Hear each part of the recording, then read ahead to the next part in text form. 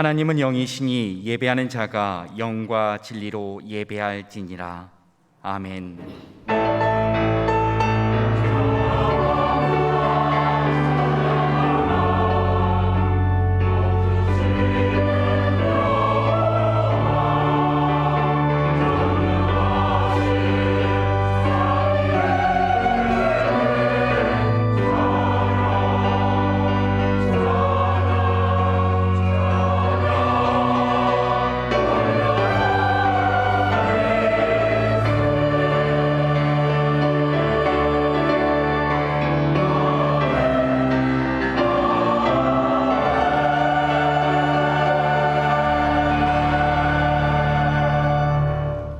합력하여 선을 이루게 하시는 사랑의 하나님 아버지, 주님을 아주 많이 사랑하고 싶은 심령들이 모여 예배를 드립니다.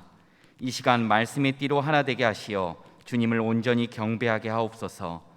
우리의 입술에서 우리에게는 오직 예수님밖에 없음을 고백하기를 원합니다. 세상에서 닥쳐오는 고난으로 인해 우리 마음속에 사단이 틈타지 않도록 도와주시옵소서. 세상 모든 것이 우리를 죽음으로 내몰아갈지라도 영생의 근원이신 예수님만을 의지하며 헤쳐 나아가게 하옵소서. 우리 구주 예수 그리스도의 이름으로 기도드립니다. 아멘. 모두 일어나셔서 찬송가 1장으로 하나님께 영광 돌리겠습니다.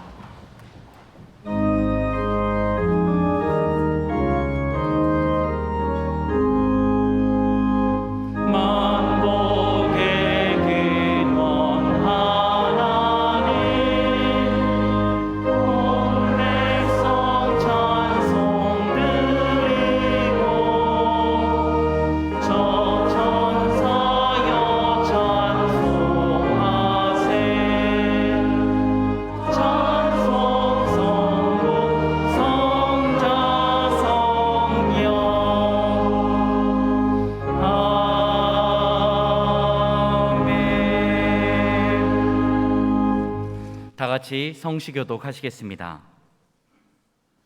주 안에서 항상 기뻐하라. 내가 다시 말하노니 기뻐하라.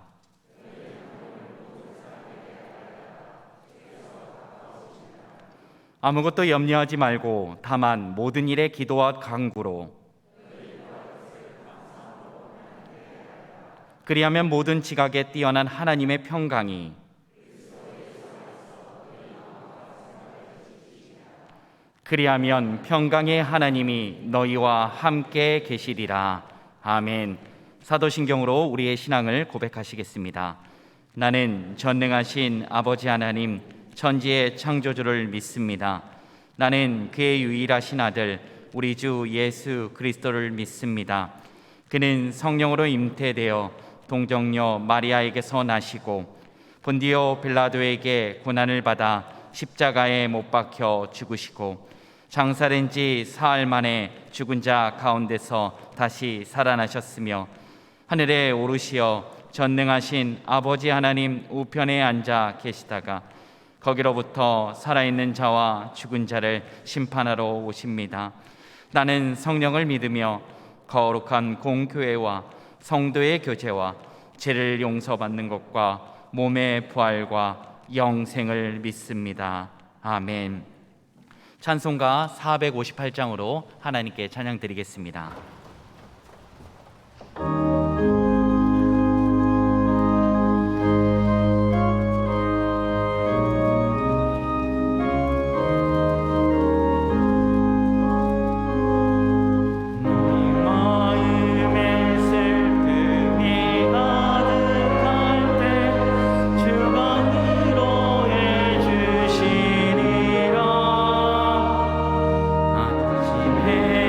아침이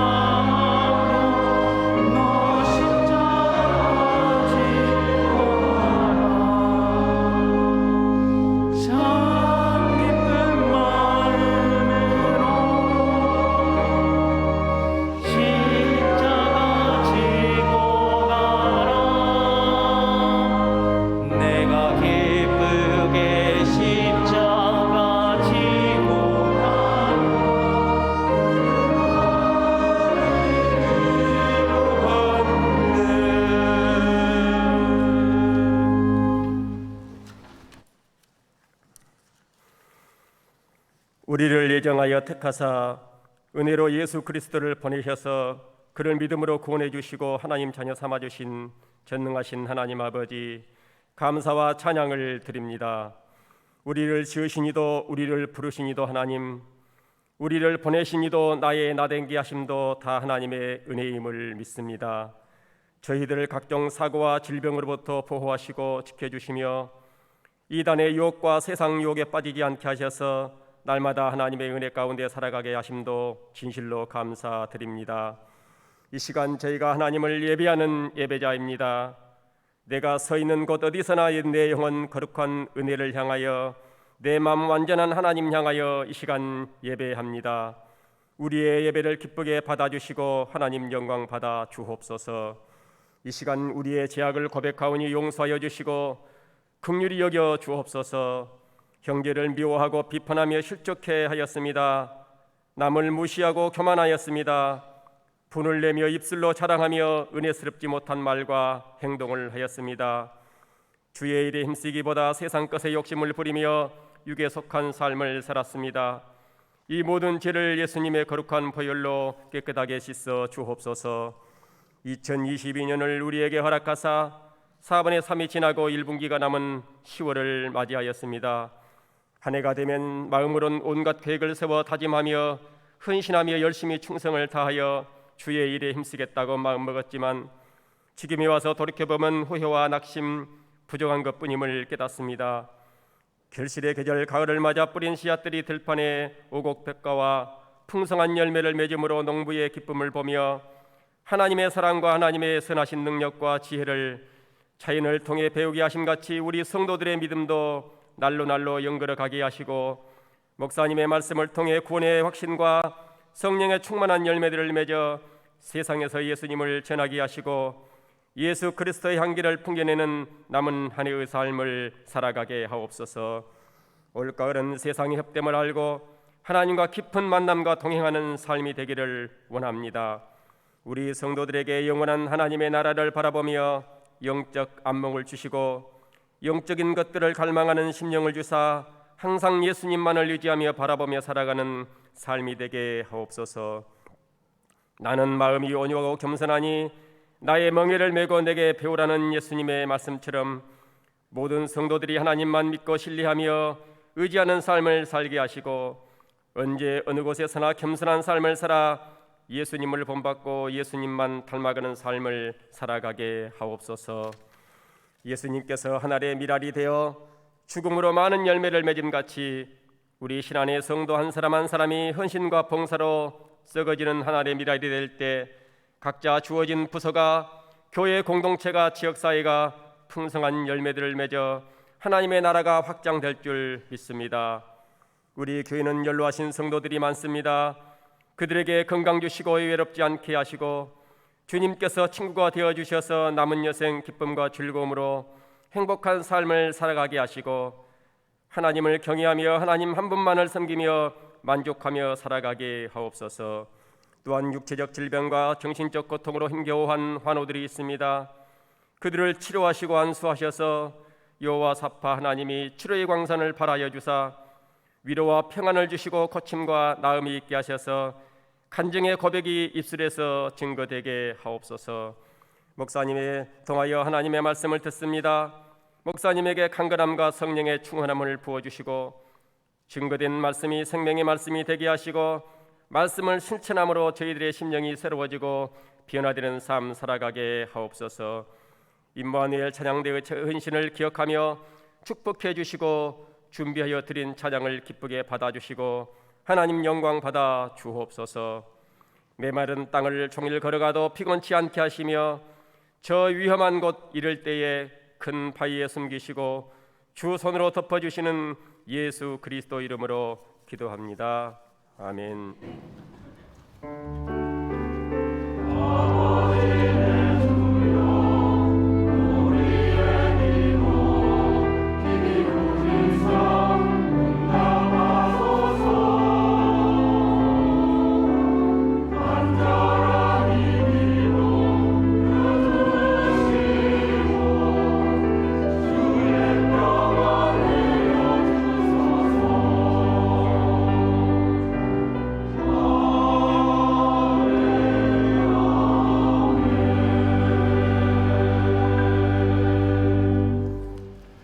하나님께서 우리에게 주시는 말씀은 창세기 4장 5절에서 7절 말씀입니다.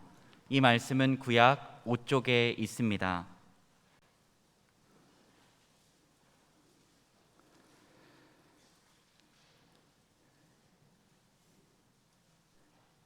창세기 4장 5절에서 7절까지의 말씀을 이제 봉독합니다.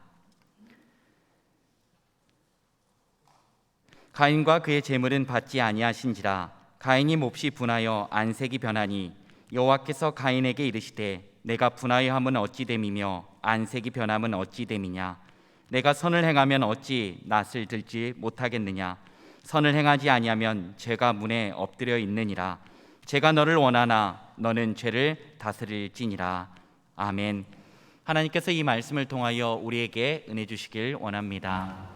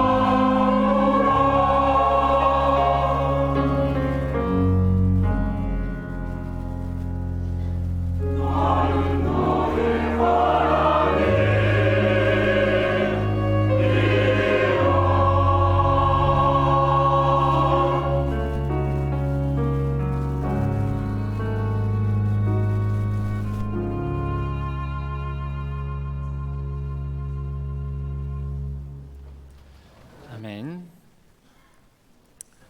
하나님께서 우리의 하나님 되어 주셔서 지난 9개월 동안 지켜주시고 우리는 10월의 첫 주일을 맞아 하나님의 집에 이렇게 함께 모였습니다. 하나님께서 남은 3개월 동안에도 우리를 지난 시간들처럼 지켜주시고 이 한 해를 2022년도를 은혜와 평강 가운데 잘 마무리해 주시기를 원합니다. 기도하겠습니다. 하나님 아버지, 지난 9개월 동안에도 우리를 안전하게 지켜주시고 지금 여기까지 인도하신 하나님을 찬양합니다. 이제 10월의 첫 주일을 맞아 우리도 하나님 안에서 못다한 것들 이루게 하여 주시고 못 이룬 것으로 인하여 마음이 허전하고 공허한 마음을 하나님의 평강으로 채워 주시오며 가을 완숙하게 가을이 익어가듯이 우리도 잘 익어가고 믿음과 소망과 사랑이 잘 연결어가게 하여 주옵소서. 성령 하나님께서 이 자리에 나온 하나님의 백성들에게 친히 말씀하여 주시고 위로하여 주시오며 말씀 가운데 하나님의 뜻을 깨닫고 우리가 그 말씀에 온전히 반응함으로 우리의 삶 속에서 하나님의 생명을 가지고 담대히 살아가게 하여 주옵소서. 성령 하나님께서 이 시간을 주장하여 주실 줄로 믿고 의지하오며 우리 주 예수 그리스도의 이름으로 간절히 기도하옵나이다. 아멘. 최초의 분노가 있었습니다. 최초의 분노는 최초의 살인이라는 참 참혹하고 끔찍한 죄로 귀결되게 됩니다. 오늘 창세기의 말씀은 최초의 인간이 범한 살인죄에 대한 그 배경이 오늘 본문에 나옵니다. 최초의 인간은 아담과 하와지요. 창세기에 따르면 그런데 최초로 인간의 몸에서 태어난 사람은 가인이라고 할 수가 있습니다. 그 가인을 낳을 때 아담과 하와에게도 에덴 동산에서 하나님의 이제 저주를 받아 그들의 죄값대로 쫓겨난 그 이후에 여러 마음에 우리가 왜 그랬을까 뭐 이런 생각도 있었을 것이고요. 또 하나님의 말씀을 따르지 못한 것에 대한 회한도 있었을 것이요. 뭐 여러 가지 허전함이 있었을 것입니다. 그런데 두 사람 사이에 한 생명이 태어남에 하나님께서 그래도 우리에게 이 생명을 주셨구나. 하나님께서 우리에게 이 생명을 허락해 주셨구나. 하나님이 우리와 함께 하시는구나. 처음 이 생명을 잉태하고 생명이 이렇게 태어나게 된 것이 그들에게는 굉장히 신비스러운 일이었을 것입니다. 이것을 보고 처음 태어난 이 생명의 이름을 짓기를 가인이라고 지었는데 이 가인의 이름의 뜻은 하나님께서 우리에게 아들을 주셨다. 이 창세기 우리가 읽은 본문 바로 앞에 보면 1장에 아담과 하와가 동침하여 하와가 임신하여 가인을 낳고 이르되 내가 여호와로 말미암아 득남하였다. 가인의 이름이 뜻이 뭐냐면 획득함이라는 뜻입니다. 얻음, 획득이라는 뜻입니다. 그래서 성경에서 그 가인의 이름을 풀어서 여호와로 말미암아 득남하였다. 여호와로 인하여 얻었다, 획득했다. 다시 말하자면 하나님께서 주셨다. 기대가 있었겠지요. 가인을 키우면서. 그런데 생각보다 가인을 키우면서 아담과 하와의 마음에 막 꼭 들었던 게 아니었던 것 같습니다.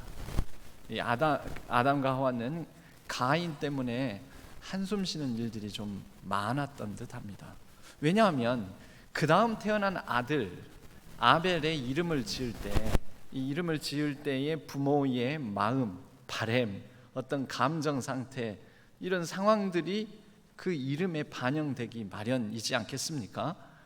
그런데 두 번째 아들 아벨을 낳을 때 아벨의 이름을 이렇게 아벨이라고 짓게 되는데 그 아벨의 뜻이 뭐냐면 호흡, 숨이라는 뜻입니다. 호흡, 숨. 여러분 좋게 보면 호흡이라는 게 좋지만 우리가 에휴 이거 뭐예요? 이것도 호흡이죠. 숨이죠. 이 아벨의 이름에 호흡, 생기, 숨이라는 뜻도 있지만 또 다른 의미가 허무하다라는 뜻을 가지고 있습니다.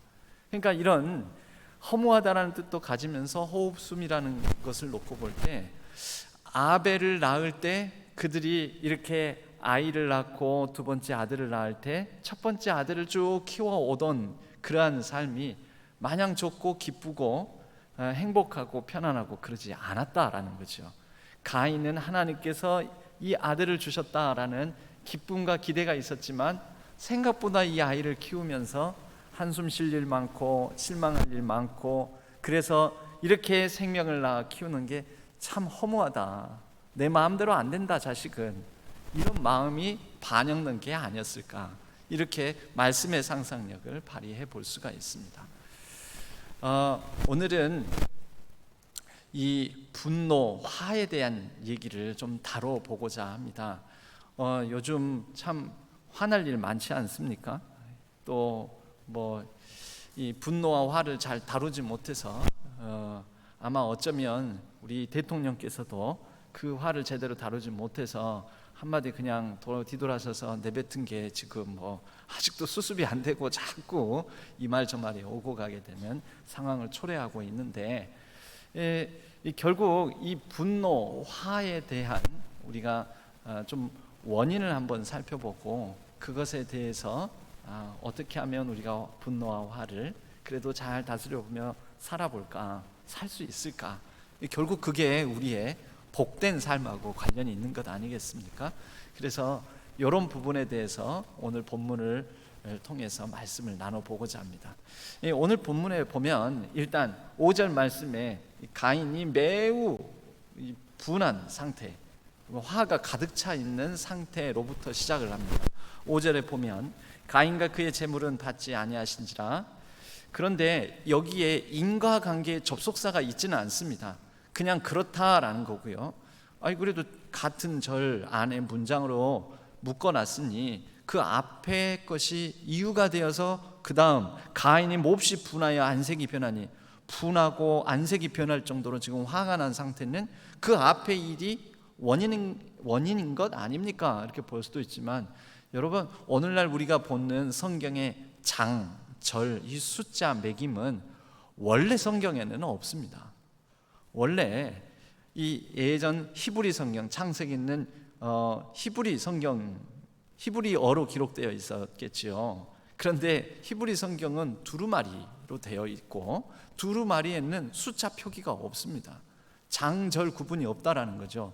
두루마리 쫙 펼쳐서 읽다가 여기까지 읽었구나 하고, 그 다음에는 그냥, 왜냐하면 장절이라는 것은 이렇게 전체 회중과 더불어서 같이 읽을 때 우리 몇 장 몇 절 같이 보십시다 할 때 구분하기 위해서 필요한 것이지, 한 사람이 두루마리를 들고 어느 정도까지 읽고 그 다음 이렇게 가는 데 있어서는 서로 이런 상호적인 약속 표기를 할 필요가 없었기 때문이기도 하죠. 원래는 없었다. 그러므로 의미 단락이 4절에서 5절, 5절은 이 문장 전체로 이렇게 끊어지는 게 아니지요. 근데 자세히 보면은 원인과 결과가 아니라 그냥 창세기의 이 4장은 쭉 진술하고 있을 뿐이지요. 가인과 그의 재물은 받지 아니하였다라는 말씀은 그 앞의 구절과 대조적으로 쓰인 말이죠. 아벨과 그의 재물은 받으셨으나, 4절에 아벨과 그의 재물은 받으셨으나 그러나 가인과 그의 재물은 받지 아니하신지라. 여기까지 이렇게 문장이 끝나고, 가인이 몹시 분하여 안색이 변하니, 물론 이것도 하나의 계기일 수는 있겠지만, 여러분 딱 한 번의 제사였을까요? 아벨과 가인, 가인과 아벨은 그렇게 각자의 이름을 따라 여호와께서 득남하게 하셨다, 획득함. 아벨은 호흡과 생기, 그러나 허무함이라는 뜻을 가진 그런 이름, 그 이름으로 살아가면서, 한 사람은 가인은 농사 짓는 사람으로, 아벨은 가축을 키우는 사람으로 그렇게 살아가게 됩니다. 살아가면서 야, 너희 그래도 어렸을 때부터 쭉 자라면서 너희들이 각자 생업을 이렇게 붙들고 살아가는데, 그래서 나오는 소산이 있으면 하나님께 드려야 돼. 이제 이런 교육을 아담과 하와에게 받았겠지요. 그런데 그럴 때마다 가인은 뭔가 석연치 않은 그의 삶에 하나님께서 자신의 삶을 받으시지 않는다. 자신의 삶의 못마땅한 부분, 왜 내 삶은 이럴까? 이런 생각들이 계속해서 들었다라는 것이죠. 여러분, 화를 사람이 내게 될 때는요, 화내는 그 사람에게는 화를 내는 그 상황 직전의 문제가 아니라 그 전부터 오랫동안 축적되어 온 화가 나 있는 상태가 있는 것입니다. 오랫동안 화가 나 있는 상태가 어떤 마지막 방아쇠와 같은 사건 하나로 터져 나오는 것이죠.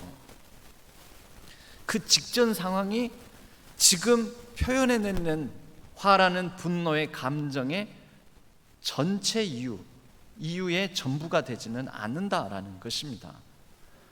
분명 가인에게는 삶에 불만이 많았습니다. 사는 게 못마땅했습니다. 뭔가 억울함이 있었습니다. 뭔가 불공평함이 있다. 부모님의 자신을 바라보는 시선도, 여러분 때로는 어떤 분들은 이런 분들 있어요. 내가 왜 장남으로 태어나서, 이게 화가 나는 분들도 있어요. 내가 언제 장남으로 나고 싶어서 낳나? 왜 장남 꼭 뭐 말끝마다 이 툭하면 장남이 큰아들이 되어가지고, 아니 그러니까 누구를 장남으로 내가 낳아달라고 그랬냐고 이러면서 화를 내는 분들도 있습니다. 여러분 가인에게도 어쩌면 그러한 이 안색이 변하고 이 제물을 드리는데 제물을 받지 않음으로 인하여서 분하고 이렇게 하는, 이것은 하나의 마지막 방아쇠에 해당되는 거고요. 그 전에 그 안에 자신의 마음에 장전되어 있는 화와 분, 그래서 이게 화병이 생길 정도의 이러한 부분들이 있지는 않았는가. 우리 모든 사람들은 화를 낼 때, 그 화를 낼 때뿐만 아니라 왜 화를 내요? 라고 물어보면은 사실 그 사람도 이게 지금 화낼 일이에요? 라고 하면은 방금 그 직전에 어떤 상황이 화를 낼 일이어서가 아니라 그 사람 안에 오랫동안 축적된 그런 농축되어 있는 분한 마음들이 있었다라는 것을 우리는 알아야 합니다. 그래서 오늘 말씀의 앞부분에 보면 아벨과 가인이 제사를 드린다라는 장면이 나오기 전에 이 3절 말씀에 보면 세월이 지난 후에 라고 이렇게 되어 있습니다. 물론 이제 가인과 아벨이 태어나서 세월이 지난 후에일 수도 있지만 3절 세월이 지난 후에 앞에는 뭐라고 되어 있냐면 아벨은 양을 치고 가인은 농사를 지었다 라고 이렇게 되어 있습니다. 이미 생업에 전념하면서 자신의 먹을거리를 마련하고 충분히 자력으로 살아가고 있었다라는 것이죠. 그러니까 그러한 자력으로 살아가는 삶이 먼저 있었고, 그런데 이 삶을 살아가면서 뭔가 계속해서 불만과 또 삶의 이 불의함, 불공정함 이런 것을 두고 쌓여온 마음 안에 한과 같은 정서가 있었을 수도 있었다. 우리는 이것을 행간에서 말씀의 상상력을 발휘해서 생각해 볼 수 있다라는 거죠. 그래서 3절 세월이 지난 후에 오랫동안 축적된 여러 가지 갖가지 감정들, 삶의 아쉬움, 회한, 또 분노, 여러 가지 뜻대로 되지 않음으로 인하여서 삶의 좌절과 실망감, 여러 가지 것들이 쌓여 있는 찰나에 또 그렇게 하나님께 예배를 드리면서도 왠지 하나님께 온전히 나아가지를 못하고 마음이 산만하니까 여러 가지 분산되어 있으니까 나아가지를 못하고 하나님께 집중하지 못하고 그런 가운데 하나님과 나 사이에서 서로 뭔가 하나님으로부터 내가 소외받는 것 같은 반목과 하나님과의 영적 갈등이 심해지고 있는 그런 상황 속에서 이제 어떤 특정한 날 특별하게 그날 예배를 드리는 그 순간 그렇게 쌓였던 화가 머리 표정으로 나타나고 머리끝까지 치밀어 올라 견딜 수 없는 상태가 되어버렸다라는 것이죠. 그리고 그 결과는 어떻게 됩니까? 가인은 아벨을 돌로 쳐 죽이고 맙니다. 최초의 살인이 일어나게 된 것이죠. 여러분, 우리의 억눌린 감정, 억눌린 분노감, 오랫동안 축적되고 쌓여왔던 그런 화는 두 가지 방식으로 죽이는 작용을 한다고 합니다. 그것이 밖으로 표출되어서 다른 사람에게 나타날 때는 다른 사람을 죽이는 타살 행위로 나타나게 되고, 때로는 사람에 따라서 밖으로 표출이 안 될 경우에 자기 안에서 자기를 죽이는 자살 행위로 나타난다라는 거죠. 타살이나 자살이나 밖으로 표출되거나 안으로 계속 쌓여서 곪거나, 두 가지 다 생명을 생명답게 살지 못하게 하는 살인 행위라고 말할 수가 있습니다. 여러분, 이 남을 죽이거나 자신을 죽이거나 결국 이 살인 행위는 어디에서 연유한 것일까요? 이 분노의 원인에 대해서 사실은 이미 에덴 동산에서 쫓겨난 아담과 하와의 원죄로부터 우리는 찾을 수가 있습니다.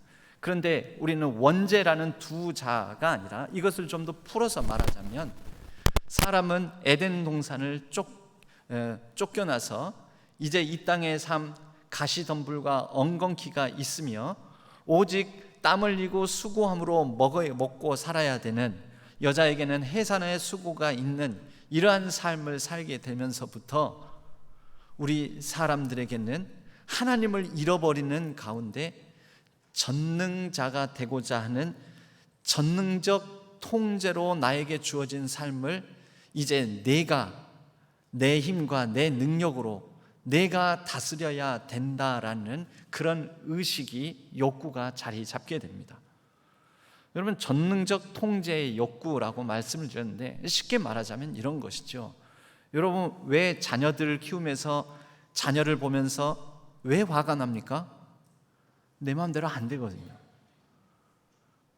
내가 이 자녀를 잘 교육을 시켜서 참 좋은 성적을 얻어서 좋은 학교를 보내고, 그렇게 좋은 사람 만나서 좋은 직장 보내고, 좋은 사람 만나서 결혼하고, 그렇게 하고 싶잖아요. 그렇게 해주고 싶은 마음이죠.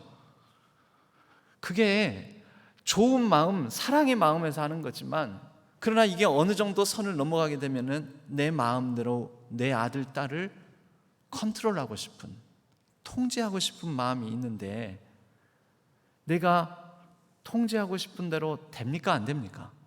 내 뜻대로 됩니까? 안 됩니까? 안 되지요. 안 되니까 화가 나는 거예요. 내가 한번 말을 하면 말을 들어야 되는데 말을 안 듣는 거예요. 그러면 그냥 시쳇말로 좀 거칠게 표현해서 이 어린 자녀를 뒤지게 패는 거예요. 말 안 듣는다고. 그게 뭐죠? 통제하고자 하는 마음이죠. 전능적 통제. 근데 어느 정도 장성하면은 내 마음대로 이제 때릴 수도 없습니다. 그러면 어떻게 될까요? 그 화가 쌓여서 화병이 나죠. 내 안에서. 사실은 자신의 삶을 한스럽게 여기는 그런 심리, 마음도 자리 잡게 됩니다. 때리지를 못하니까, 화풀이를 못하니까 그 화를 자기 자신한테 푸는 거죠. 아이고, 내가 지지리도 복이 없다, 뭐 이런 식으로. 여러분, 우리는 자기를 통제하고자 하는 마음을 가지고 있습니다. 내 안에 있는 내 영역을 통제하고자 하는 마음, 상대방을 내가 내 뜻대로 컨트롤하고자 하는 마음. 여러분, 심지어 이게 목회하는 가운데도 일어납니다. 제가 어떤 기사를 본 적이 있습니다. 그 동네에 막 방화 사건이 일어나서, 불 지르는 이런 방화 사건이 일어나서 방화반문을 잡고 봤더니 그 동네에서 이 지하 상가 예배당을 임대해서 예배를 드리는 미자리 개척교회 목사님이었다라는 거죠. 왜 그분이 방화를 저지르고 다녔을까요? 목회가 안 돼가지고. 목회가 뜻대로 안 되거든요. 10년이 지났는데도 여전히 개척교회고, 교인은 불지도 않고 미자립 상태고, 그러니까 내 뜻대로 안 되니까 이것이 표출이 되는 겁니다. 그렇게 쌓여서 세월이 지난 후에 그 분노를 불지르는 것으로 표현하게 된 것입니다. 여러분, 이런 특별한 사건의 예를 들었지만 미국이나 이런 곳에서 총기 난사 사건들이 종종 벌어집니다. 이미 미국에서는 교통사고로 인해서 1년 동안 죽은 숫자보다 총기 사건으로 인하여서 사람이 죽는 숫자가 훨씬 많다고 합니다. 여러분, 그런 다중이 모이는 곳에 총기 난사 사건이라든지 또 학교 어린아이들을 향하여서 이 총기를 난사하는 사건이라든지 뉴스에서 보게 될 때 안타까운 마음이 들지요. 그러나 그 근저에 기저에는 분노가 있는 거죠. 그리고 그 분노의 기저에는 내 뜻대로 내 마음대로 안 된다. 세상이 왜 이러느냐? 왜 세상이 나한테 이러느냐? 내가 잘못 태어난 것 같다. 왜 나는 이렇게 태어났느냐? 이런 마음들이 쌓여 있다라는 것입니다. 성경에도 보면 이 여러 예수님 복음서에, 특히 복음서에 예수님 앞에서 예수님과 함께하는 자리에서 화를 내는 사람들이 나옵니다. 옥합을 깨뜨리는 사건 가운데에는 왜 이 옥합을, 귀한 옥합을 깨뜨려서 가난한 자를 도우면 좋을 텐데 이렇게 허비하느냐 하고 화를 냅니다. 여러분, 그 사람들은 왜 화를 낼까요?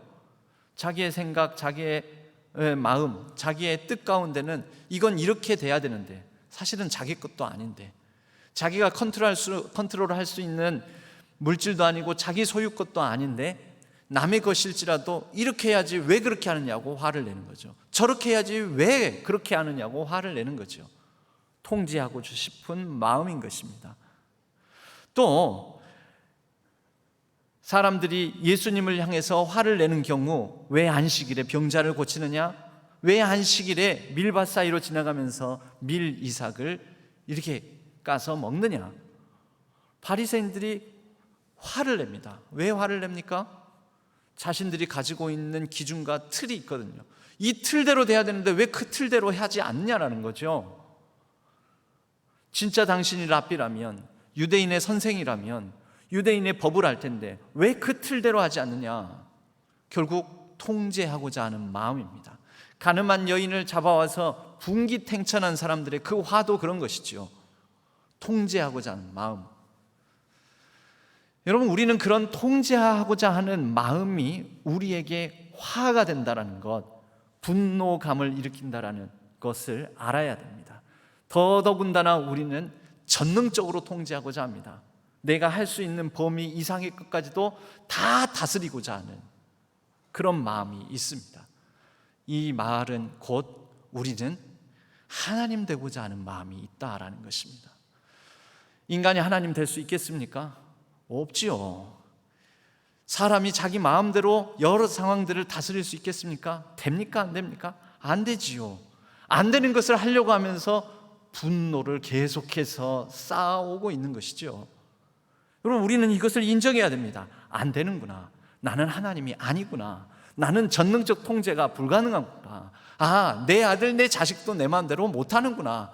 나도 내 마음을 내 마음대로 못하는데, 나도 내 몸도 내 마음대로 못하는데, 여러분, 전능적 통제가 불가능하다라는 것을 우리는 철저하게 인식하고 깨달아 알아야 하는 것이죠.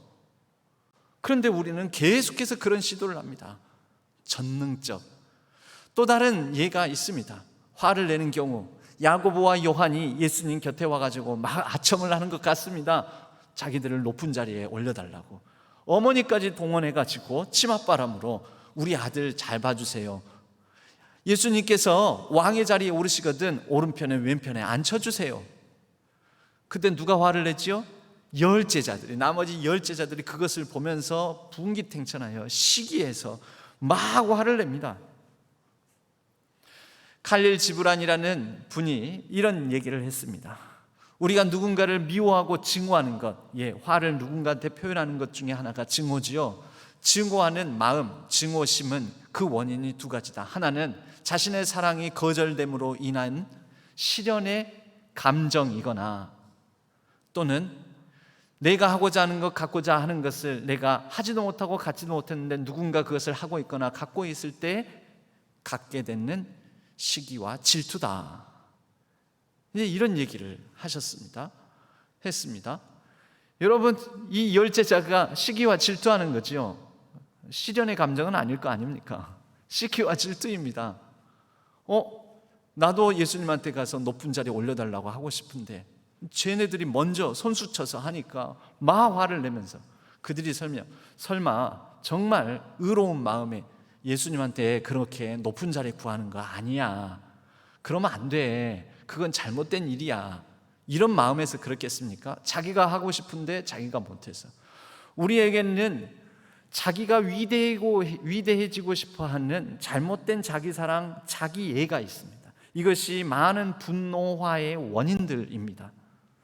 여러분, 모세가 하나님께서 물이 없다라고 아우성치는, 물이 없다에서 시작해서 이제는 이것도 없고 저것도 없고 다 없네, 광야에서 우리 어떻게 살라고, 다 죽었다라고 원망 불평하는 백성들에게, 그 백성들을 위해서 하나님께 구하고 난 다음에 하나님께서 너는 저 바위를 지팡이로 치라. 그럼 반석에서 물이 나오리라. 하나님께서 말씀하셨는데 모세가 이제 이 말을 듣고 의기양양하여 백성들 앞에서 바위를 치는데 그냥 치는 것이 아니라 어떻게 칩니까? 막 화를 내면서 바위를 막 칩니다. 하나님께서 감정까지는 설명해 주시지 않았어요. 그렇지만 하나님께서 이 말씀을 하실 때에는 너는 가서 백성들의 그 원망과 불평을 달래줄 것이며 그 갈증을 해소할 수단으로 바위에서 물이 나게 할 것이다 하고 하나님께서 명하시면 그대로 가서 종의식을 가지고 하나님의 일을 수행하는 자로서 그냥 하면 되는데 거기에 덧붙입니다. 뭘요? 자기의 뭔가를.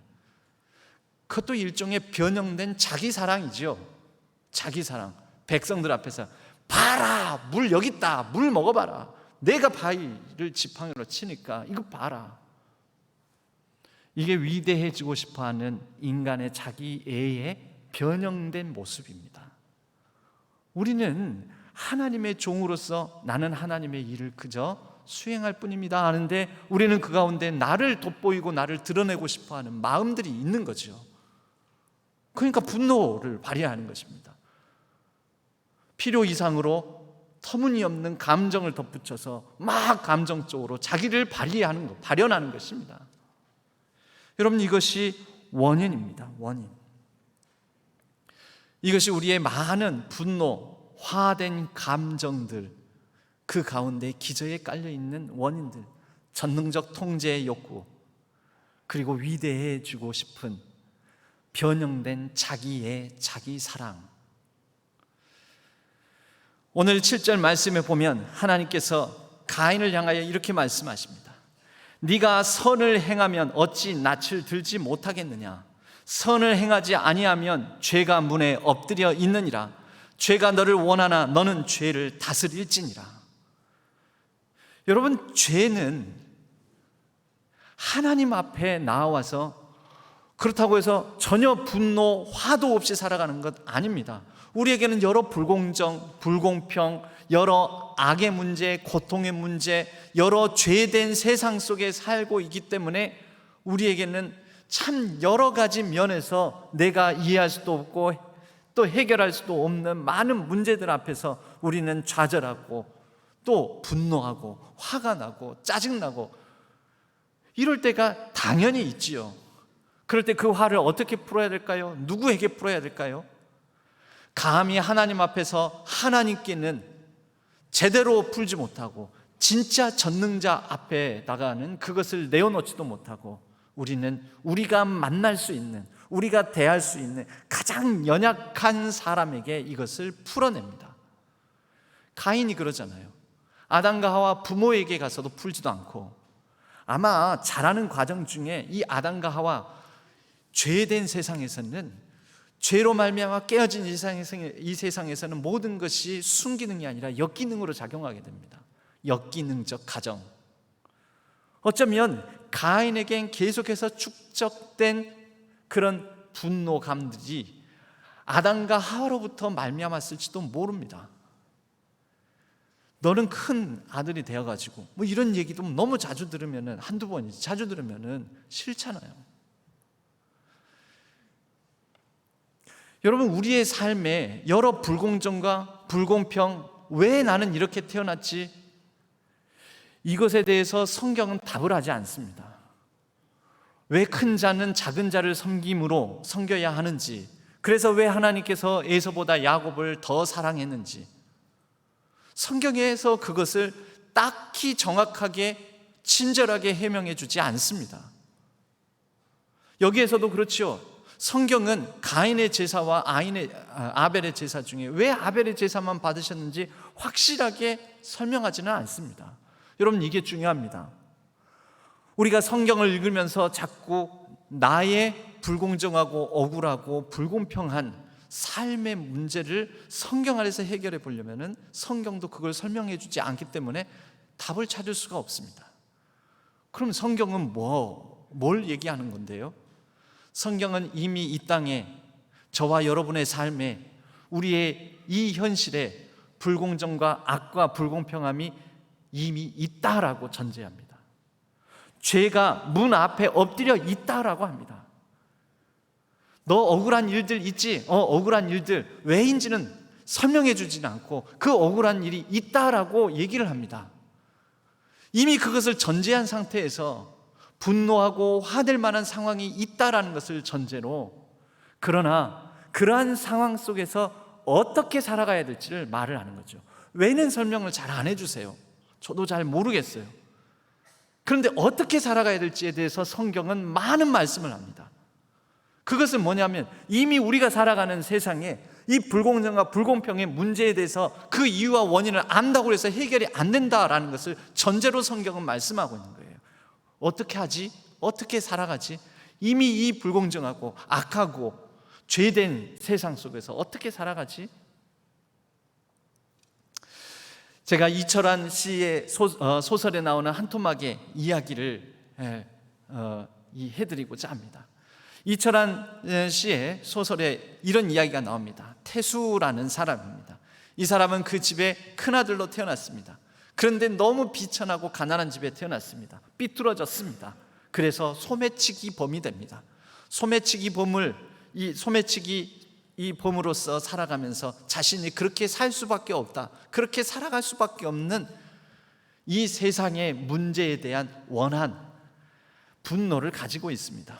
어느 날 그 동생으로부터 연락이 옵니다. 그 동생은 착한 동생입니다. 반면 그 동생으로부터 어머니가 아프다고 합니다. 그런데 어머니를 찾아가지 않습니다. 왜 나를 이렇게 놨어? 라는 그런 마음들이 있었던 것이죠. 어느 날 지하철을 타고 가는데 한 아가씨의 핸드백에 두툼하게 보입니다. 아, 돈이 들었구나. 그날도 어김없이 소매치기를 합니다.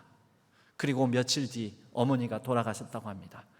태수는 어머니를 찾아뵙지도 않았으면서도 마음에 쌓인 그 분노를 다시 한번 터뜨립니다. 이놈의 세상, 왜 어머니가 죽었어? 왜 이렇게 빨리 돌아가셨냐고. 그날 형에게 전화를 건 날, 그날 어머니를 살리는 마지막 기회 수술이 있었는데 그 수술 비용을 내가 이제 결혼하려고 했던 내 약혼녀가 결혼 자금을 깨서 들고 오는 중에 지하철에서 소매치기를 당했어. 태수는 자기가 소매치기하여 그냥 다 허랑방탕에 써버린 그 돈이 어머니를 살릴 바로 그 돈이었다는 거, 그 소매치기가 자기가 한 행위라는 것을 깨닫게 되고 세상에 대한 분노가 무너지면서 어머니의 죽음의 그 피가 자기의 강팍한 심장에 떨어지는 소리를 듣게 됩니다. 내가 어머니를 죽였구나. 근데 묘한 것은 그동안 그에게 오랫동안 쌓여있던 세상에 대한 분노와 적개심, 나를 왜 이렇게 낳으셨어? 라고 그 어머니를 향하여 이 빈궁한 환경에 대한 저주하는 마음들이 이상하게 눈 녹듯 녹고 그 마음에 나 때문이야 세상에 내가 어머니를 죽였구나라는 이 마음이 그에게 묘하게도 역설적이게도 안식을 주더라라는 것이죠. 여러분, 이 이야기가 무슨 이야기일까요? 이 땅의 분노하게 만드는 상황과 불공정한, 불공평한, 악한 문제에 대해서 이 세상은 답을 주지 않고 성경도 그것에 대해서는 딱히 말하지는 않습니다. 그러나 어떻게 할 것인가에 대해서 하나님의 방법을 말씀하셨습니다. 그게 무엇입니까? 이 세상의 가장 불공정함과 불공평함 속에서 우리를 위해 우리 대신 예수 그리스도가 죽게 하셨다라는 거죠. 가장 억울한 일, 이 땅의 죽음 중에서 가장 억울한 죽음이 예수 그리스도의 십자가의 죽음입니다. 여러분, 모든 이 땅의 분노와 억울함, 아픔, 고통, 악의 문제에 대해서 우리가 성경에서 찾을 수 있는 답은 그 피가 우리의 강팍하고 분함과 억울함으로 그렇게 날이 서 있는 우리의 심장에 그 피가 떨어진다라는 것이죠. 여러분, 역설적이게도 그 피가 우리의 심장에 떨어질 때 우리는 안식을 얻게 됩니다. 여러분, 화나고 주체할 수 없는 감정에 쌓일 때 숨을 잘 쉬라라는 6초 호흡법이라는 게 있다고 합니다. 서서히 코로 숨을 들이켜 3초 동안 마시고 그리고 3초 동안 입으로 숨을 내쉬는 것. 저는 이 방법이 실제적으로 우리의 성경의 원리를 따라서 해보면 더 값지지 않을까 생각해 봅니다.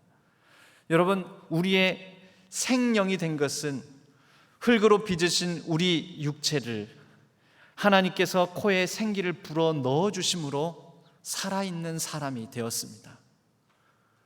하나님의 생기를 마시듯이 분노와 화를 주체할 수 없을 때 우리는 주의 생명, 생기를, 숨결을 나에게 불어넣어 주옵소서. 내가 통제할 수 없는 것을 가지고 내가 붙들고 전능자가 되고자 합니다. 하나님, 당신만이 날 다스릴 수 있사오니 하나님을 향하여 내가 나의 낯을 드오니 하나님의 은혜와 평강의 얼굴을 나에게 비춰 주옵소서 하는 마음으로 천천히 하나님의 숨결을 느끼며 코로 들이마시는 거지요. 그리고 내쉽니다. 예수님께서 부활하신 다음에 제자들에게 오셔서 숨을 내쉬면서 말씀하셨죠. 성령을 받으라, 평강이 있을지어다. 여러분, 우리의 불안과 두려움 그리고 분노와 화에 숨을 내쉬면서 그 성령 하나님께서 우리에게 주시는 온전한 평강을 누리시기를 바랍니다. 여러분, 화내는 사람들 우리 주변에 많이 있을 때 여러분, 그럴 때도 천천히 하나님의 숨결을 들어 마시고 그리고 성령을 받아 한숨 숨을 다시 입으로 천천히 내쉬면서 그렇게 나지막이 탄식하십시다. 저분도 화를 저렇게 나에게 화를 저렇게 잘 내는 것은 아파서 그래. 아파서 그래. 많은 쌓인 아픔이 있어서 그래. 친절히 대하며 서로를 그렇게 용납하며 성령 안에서 성령의 숨결로 우리 자신을 내어 맡길 때 하나님의 은혜의 얼굴의 빛을 우리에게 비춰주심으로 우리는 그 은혜와 평강으로 다시 주어진 삶을 잘 살아낼 줄로 믿습니다. 하나님 아버지, 감사합니다. 우리의 분노, 화, 우리가 주체할 수 없고 다스릴 수 없을 때 하나님의 숨결, 하나님의 생기를 다시 천천히 들이마시고 우리가 할 수 없음을 나지막한 탄식 가운데 내심으로 성령의 인도함을 받게 하여 주시고 하나님의 얼굴을 향하여 우리의 낯을 들어 하나님이 주실 수 있는 은혜와 평강을 다시 한번 회복하여 누리게 하여 주옵소서. 의지하옵고 우리 주 예수 그리스도의 이름으로 간절히 기도하옵나이다. 아멘. 찬송가 144장으로 하나님께 찬양드리겠습니다.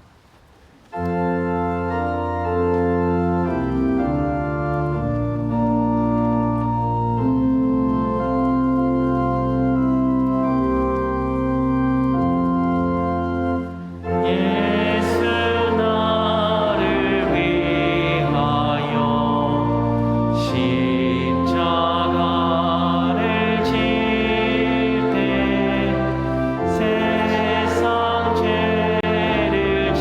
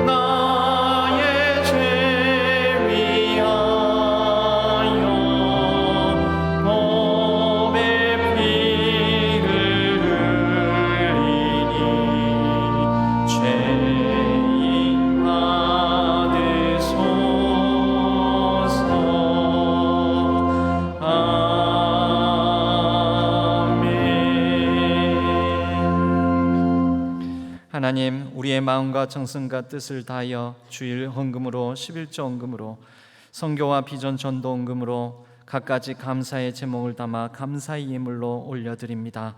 기쁘게 받아주시고 우리의 삶에는 하나님만이 주실 수 있는 평안과 위로가 넘치게 하여 주옵소서. 하나님께서 우리의 가정과 자녀 손을 돌보아 주시고 또 이 나라와 이 민족을 불쌍히 여겨주시사 위정자들에게 지혜와 겸손함을 주시며 또한 두려워하는 마음을 허락하여 주심으로 의로운 통치를 이루어갈 수 있도록 도와주시옵소서. 온 세계 열방이 신음하고 있습니다. 신음과 고통 가운데 있는 땅 위에 평화를 더하여 주시고 정의와 공의가 이루어지게 하여 주시오며 모든 하나님의 창조의 질서가 회복되어 모든 생명이 생명답게 살아가게 하여 주옵소서.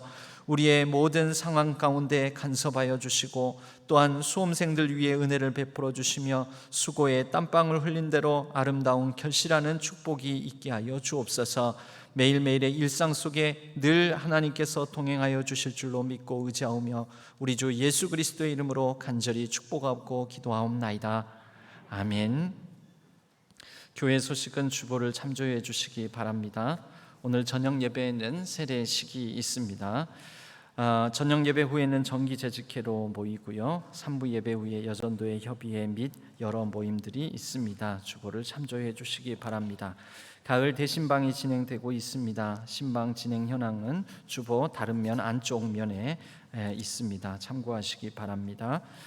추수감사의 계절을 이제 맞이해서 감사 노트를 제작하였습니다. 나가시면서 약 30일 분량의 감사 노트인데요. 잘 적으시면서 감사를 더욱더 풍성히 하는 그런 계절이 되었으면 합니다. 그리고 감사 노트의 마지막 그 페이지는 이제 그렇게 한 달간 감사의 마음으로 살아가다가 전체 감사의 내용을 조합하여 한 페이지에 적어서 절치를 해서 이 추수감사 봉헌을 할 때 이렇게 같이 이 봉헌을 하시면 감사하겠습니다.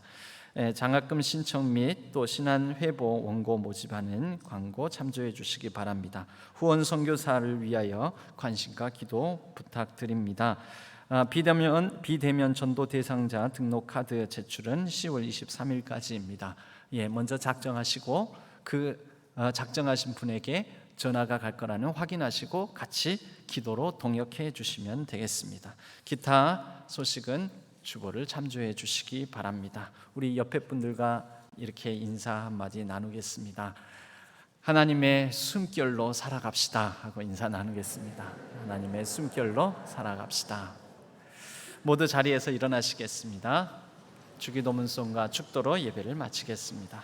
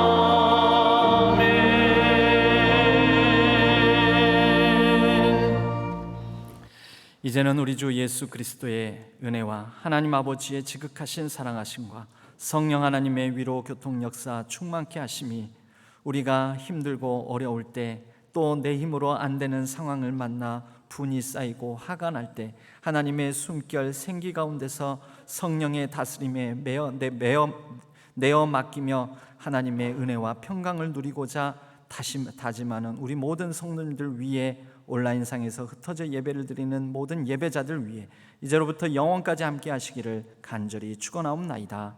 아멘.